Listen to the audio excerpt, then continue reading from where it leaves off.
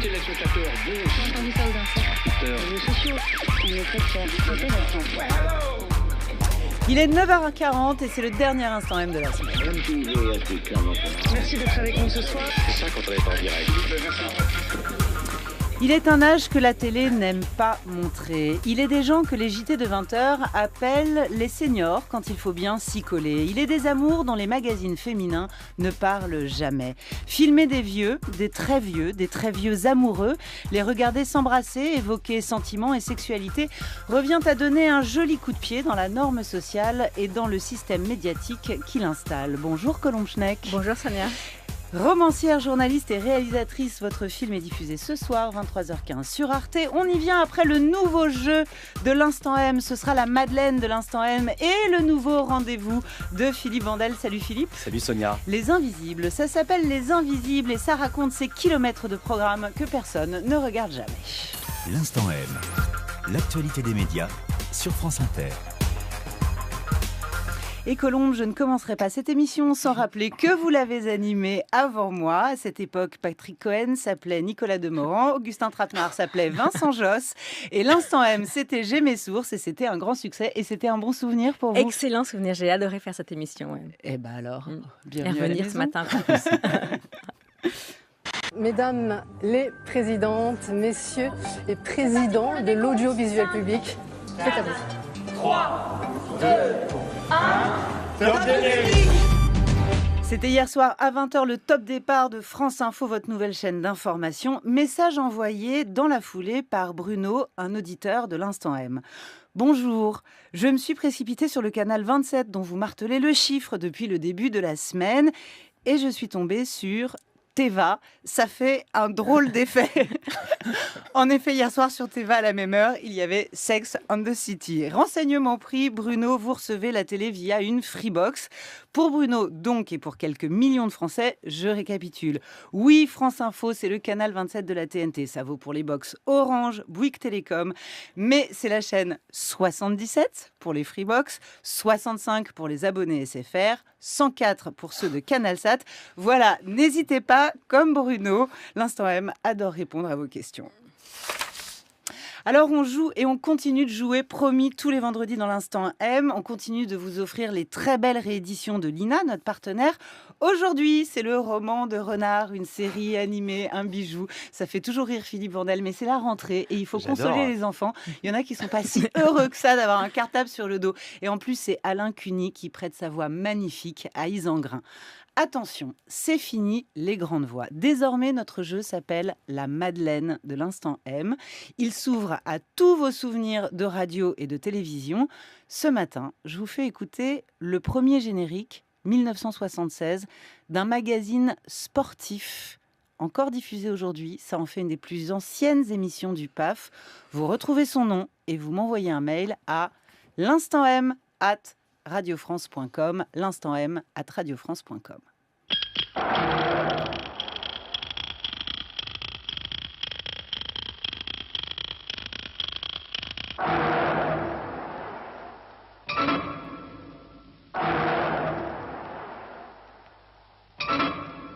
L'Instant M à radiofrance.com, le premier arrivé a gagné.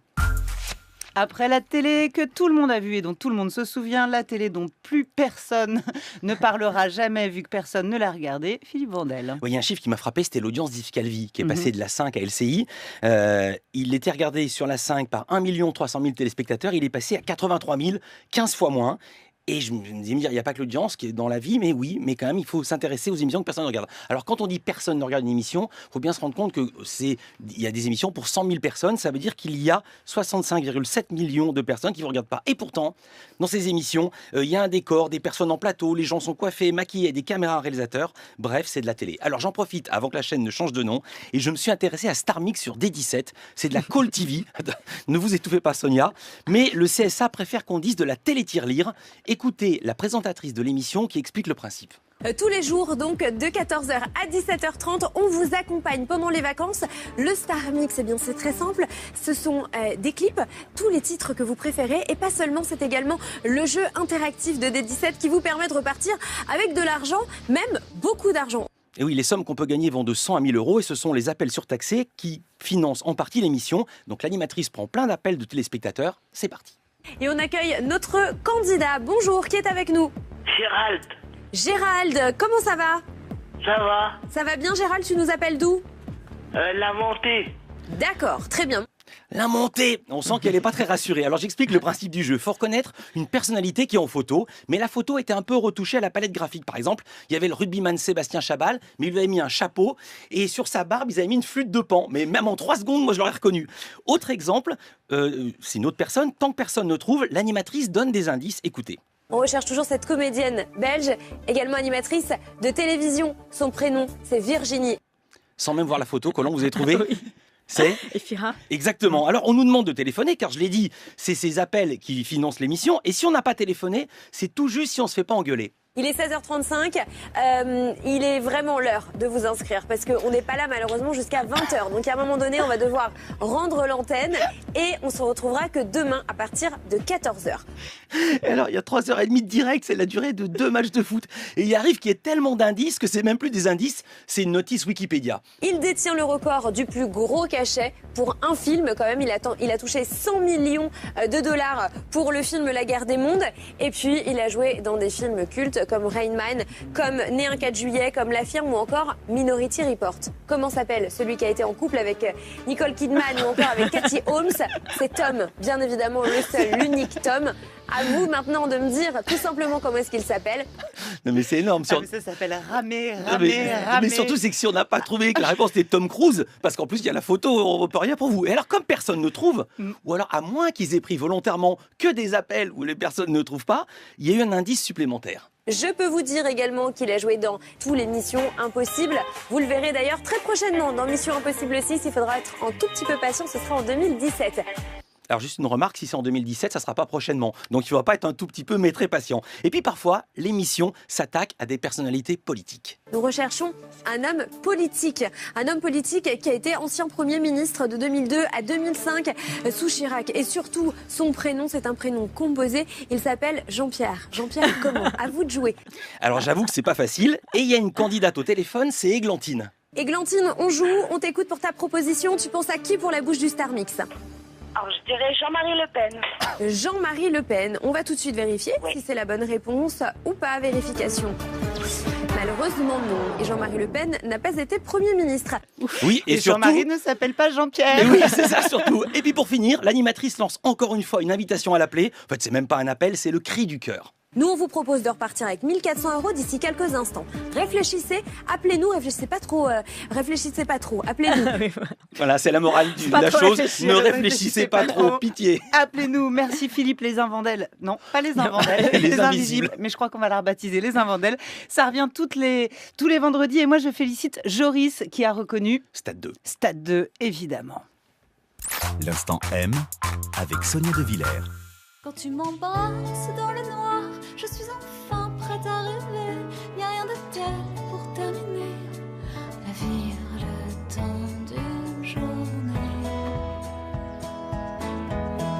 Plaisir fait-il. Colombe Schneck a filmé Pierrette et Thornton. Ils ont 75 et 89 ans. Ils s'aiment pleinement. Un troisième âge de l'amour pour ces gens qui avaient eu une longue vie, une très longue vie avant et à qui il ne reste finalement plus beaucoup de temps. Avant ce film, Colombe, vous aviez déjà donné la parole, et c'était déjà sur Arte, aux femmes qui n'ont pas et qui n'ont jamais eu envie d'avoir un enfant. Déjà un sujet à rebrousse-poil de ce que les médias confortent finalement comme norme sociale. Ça, c'est un déclencheur pour vous? En fait, je fais toujours le même travail dans mes livres comme dans ces films. Je cherche toujours à voir comment les femmes peuvent être autres qu'à ce quoi elles sont assignées. Une femme doit être une mère. Une femme doit avoir une vie sentimentale et sexuelle pour avoir des enfants. Et une fois que c'est fait, c'est terminé. Eh bien non. Une femme n'est pas obligée d'avoir des enfants et une femme peut avoir une vie sentimentale et sexuelle au-delà de l'âge de procréation. Et alors justement, vous, femmes, vous vous incluez dans ce film, vous tutoyez vos personnages, vous dédiez ce film à votre mère disparue, vous lui écrivez même une lettre que vous lisez à l'antenne. Votre mère fut veuve à 59 ans, elle resta seule les 10 dernières années de sa vie. Elle mourut finalement à l'âge où Pierrette a rencontré Thornton, et vous qui avez tout juste 50 ans, vous vous demandez si vous auriez aimé, supporté, bien vécu. L'idée que votre mère tombe amoureuse à cet âge-là.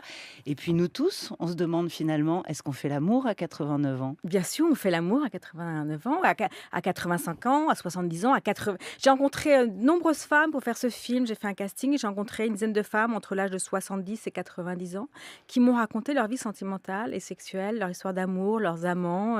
Et c'est les mêmes histoires qu'à 25 ou 30 ans. Les mêmes. Le mec qui marie, qui trompe sa femme et qui a 80 ans. La femme qui a un amant qui a 70 ans, 78 ans. C'est la même chose. Mais effectivement, il y a cette image. Moi, j'étais élevée avec cette image-là de ma mère. Qu'une femme est une mère, qu'une femme, sa vie sentimentale et sexuelle, elle s'éteint finalement assez vite parce qu'elle doit s'occuper de ses enfants et qu'il n'y a rien d'autre qui n'existe. Alors, eh bien on non, écoute une femme n'est pas qu'une mère. Pierrette et Thornton qui parlent très librement et très joliment de leur sexualité à 75 et 89 ans devant votre caméra. Il suffit de fermer la lumière. Au toucher, c'est bon quand même. Mais moi, je l'oublie complètement. Les plis là qu'on a, les sauves, etc. Non, c'est comme s'il n'avait plus d'enveloppe charnelle et qu'il n'avait plus que cette espèce d'aura qu'il me transmet. Tu parles de tes plis à toi ou à moi? Les tiens. Non, c'est vrai, je vois plus tout ça. L'agrément, quand on a l'âge, c'est qu'on peut faire ça sans exploser. Quand on a 30 ans, on explose. On est obligé de sauter dessus. On ne peut pas faire autrement. Mais on est âgé, on est plus calme, et ça, c'est un grand avantage aussi. Oui, c'est que tout se passe dans la douceur, quoi. Oui. Cette rencontre amoureuse, cette rencontre physique entre Pierrette et Thornton, Colomb-Schneck, vous l'inscrivez dans le vécu, dont évidemment ils ne peuvent pas faire fi ni l'un ni l'autre.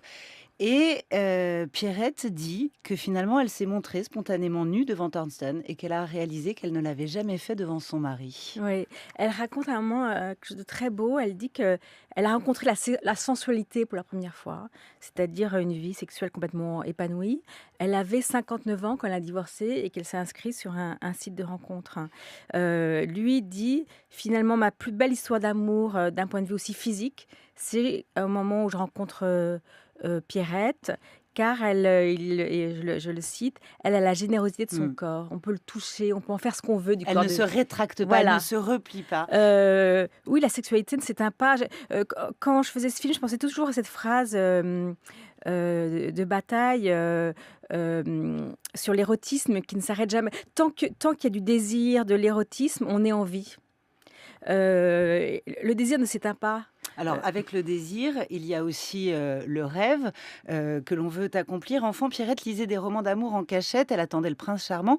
Elle a épousé son premier amour de jeunesse. Elle le raconte là aussi assez simplement. Très vite, elle apprend à masquer le rêve qui s'effondre et à masquer la solitude.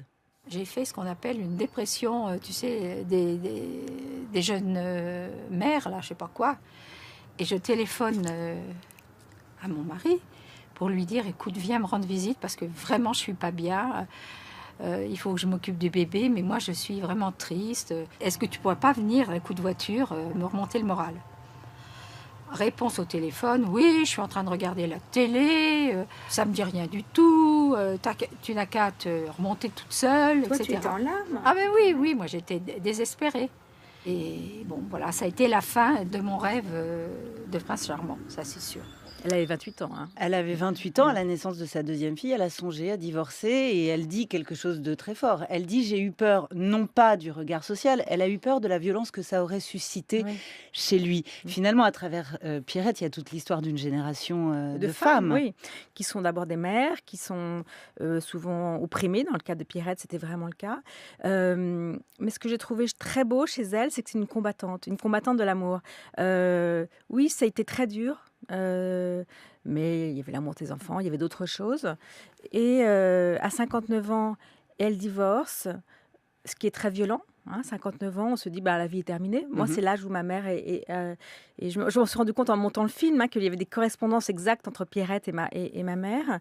À 59 ans, à l'âge où ma mère est veuve et qu'elle renonce d'une certaine façon à l'amour, elle se dit Ma vie commence. D'ailleurs, Ma vie heureuse, Laure, vie heureuse commence. La voilà. fille de Pierrette raconte comment sa maman a créé son compte mythique, comment elle a demandé l'aide de son gendre pour créer son profil, vrai, pour mettre les comment photos. Laure C'était pas mythique, c'était une autre s'est maison, ouais. enfermée dans la cuisine en se bouchant les oreilles parce qu'elle voulait pas entendre et qu'en même temps elle s'est grée à sa mère et elle l'admire finalement dans ce combat. Il y a dans votre film Colombe Schneck des films de vacances en Super 8, il y a des photos sépia et on sent bien toute l'ambiguïté de ces éléments visuels parce que c'est à la fois des belles photos de famille et des souvenirs d'enfance qui ont la nostalgie, qui ont l'image idéalisée et qui sont aussi plein des souffrances Bien et sûr. plein des illusions qu'on a. L'image ment beaucoup, la photo ment beaucoup. C'est ça. D'ailleurs, vous recevez une lettre d'une des filles de Thorsten qui dit finalement « Je croyais le couple de mes parents parfait et après votre passage, après ce que vous avez filmé, ce que vous leur avez fait raconter, j'ai compris que voilà, tout s'est effondré, tout mon souvenir d'enfance s'est effondré. » Oui, c'est pas facile de comprendre que ses parents, en particulier sa propre mère, a une vie sentimentale, sexuelle. On voudrait qu'une mère soit une mère et rien d'autre. Non. Et on voudrait que le couple de ses parents Non, soit parfait. Ouais. Est-ce que vous aussi, Colombe Schneck, vous aimez les romans d'amour ? Bien sûr, j'adore les romans d'amour. Est-ce que vous n'avez pas fabriqué là une forme de roman à l'eau de rose ? Oui, je voulais. C'était à la fois le travers de ce film, ce qui me faisait peur, mais c'est comme une histoire d'amour particulière. C'est une histoire d'amour qui fait face à la mort. Mhm. Ils ne s'en cachent pas. La mort est devant eux, très proche. Elle est très proche pour nous tous. Enfin, elle est là pour nous tous. Mais pour eux, elle est là. L'amour et la mort se mélangent. Le sexe et la mort se mélangent. Ce qui fait que ce roman d'amour, disons à l'eau de rose, est quand même teinté de noir. De noir. Mais alors tout ce eux, que ils je le fais, veulent parfait. Mais Ouais. on sent que vous aussi, vous le voulez parfait. C'est-à-dire que en réalité, comme dans toutes les familles, il y a aussi des drames et des rugosités. Il y a une des filles de Pierrette qui a rompu les ponts. Et ces choses-là, finalement, vous ne les intégrez pas dans le film. Vous les évoquez. C'est présent. Vous les laissez en dehors. Voilà, c'est présent pour montrer que la vie, c'est faite de ça aussi. La vie, c'est des ruptures, des douleurs, des blessures, c'est la mort, c'est la maladie. Lui est veuf, elle a divorcé. Mais c'est mais comme d'abord, si je voulais vous raconter. ne vous y étiez pas collé. Vous Oui, y étiez pas oui, frotté. je voulais raconter. Je voulais que ça soit présent, mais je voulais raconter une histoire d'amour. Mhm. Et l'histoire d'amour vous emporte. Quand on est amoureux, tout ça paraît finalement peu important. C'est présent. Mais Alors, il y a une très belle séquence. C'est l'un des fils de Thorsten que vous filmez dans la maison de vacances de famille en Suède. Et il est derrière un drap blanc qui sèche. Et il se défend d'avoir eu du mal avec cette histoire. Et on voit ses mains à travers le drap qui disent tout ce que sa voix ne veut pas dire. Oui, sa voix dit quelque chose, son corps dit le contraire. Voilà. À travers ce drap. Oui, c'était important de montrer tout ça. Voilà. Merci Colombe Schneck. Les vieux amoureux, c'est sur Arte, c'est ce soir à 23h15. Et si vous êtes déjà couché, ce sera sur Arte +7 pendant une semaine. Merci à toute l'équipe de l'Instant M pour cette très belle première semaine. Violaine Ballet, Anne-Cécile Perrin, Redouane Tella, Jean-Baptiste Audibert et à la technique. Ce matin, l'indispensable Hélène Langlois. Bon.